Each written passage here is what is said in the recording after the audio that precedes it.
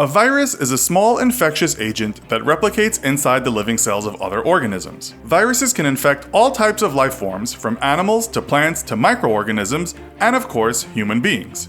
Viruses are hard to fight as antibiotics cannot kill them off, and with deadly viruses, the medical community is continually researching ways to fight them. Recently, a virus that's been around since the Middle Ages has been making headlines as it infects growing numbers of people.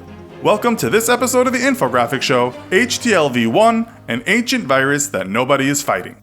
HTLV-1 is short for Human T Lymphotropic Virus Type 1 and is spread through contaminated blood, unprotected sex, and breast milk. It's similar to HIV, and like HIV, there is no cure. But unlike HIV, it takes a lot longer for the symptoms to appear and is therefore harder to detect.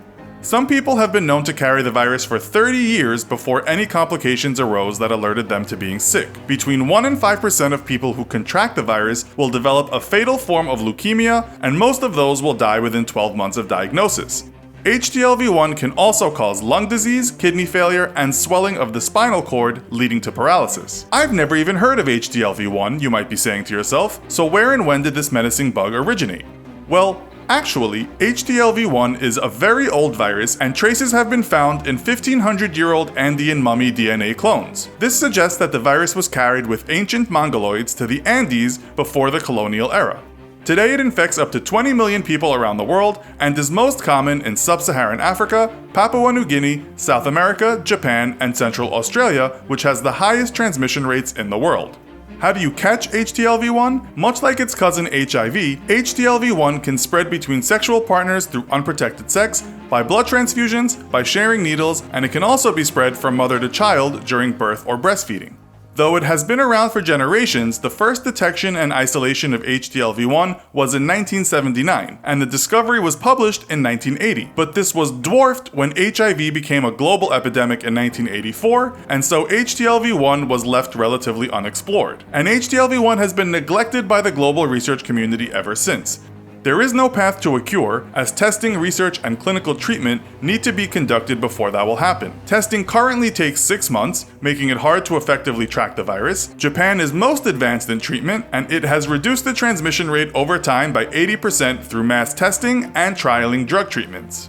But maybe all this will soon change. A preliminary study carried out between 2015 and 2018 by the Baker Institute for Heart and Diabetes in Alice Springs, Australia, has found that 40% of adults living in a remote region in Australia are infected with HTLV-1, an area where less than 14% of the population was infected back in 1993.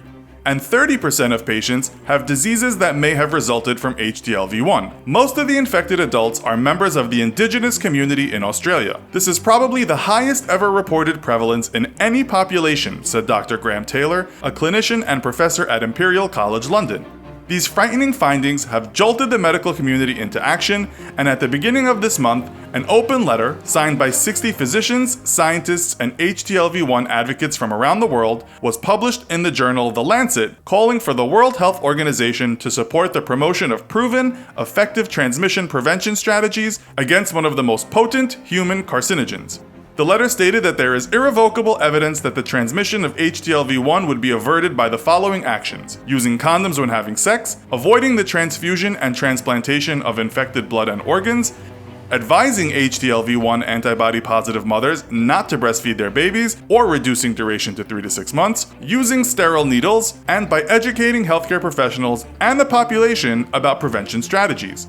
The letter went on to suggest that the World Health Organization implement 5 strategies to support these actions that will help prevent the spread of the deadly virus. The 5 strategies are: Number 1. Protect the sexually active population. Routine HTLV-1 testing in sexual health clinics to be available to all attendees. All people diagnosed will be followed up medically and monitored clinically, immunologically, and virologically to be able to access treatment promptly. Counsel and monitor HTLV-1 positive patients, promote condom usage, and support HTLV-1 positive parents to test their children for HTLV-1. Number 2. Protect blood and organ donors and recipients. Test donors and do not use products potentially infected with HTLV-1. Ensure that medical follow-up and counseling are available to those infected. Number 3. Protect mothers, babies, and fathers. Routine antenatal care testing and advise against breastfeeding by mothers who are HTLV-1 positive where safe, alternative methods of infant feeding are available. Number 4. Protect people who inject drugs. Promote HTLV-1 testing and provide free safe needles through needle exchange programs, together with promoting counseling and monitoring HTLV-1 positive patients. Number 5. Support the population and healthcare providers. Provide access to up-to-date and evidence-based HTLV-1 fact sheets and its related diseases to help healthcare providers diagnose HTLV-1 and its diseases more often and in a timely fashion. We need the World Health Organization to make noise on this, to be aware of it, to make sure all health communities know about it, to push testing for it, and we need the US National Institutes of Health and others to promote funding for it to make up for the lost years of poor funding, said Dr. Robert Gallo, co-founder and director of the Institute of Human Virology at the University of Maryland School of Medicine, whose laboratory was the first to detect HTLV-1. So, can the spread of HTLV-1 through Central Australia be slowed? And could this epidemic break out in other parts of the world? From what we researched, it certainly seems evident that it can be controlled as long as the World Health Organization takes on board the advice being put forward by the wider community of medical professionals. But what are your thoughts on this disease? Had you ever heard of it before? Let us know in the comments. Also, be sure to check out our other video called "What is the Deadliest Substance on Earth?" Thanks for watching, and as always, don't forget to like, share, and subscribe. See you next time!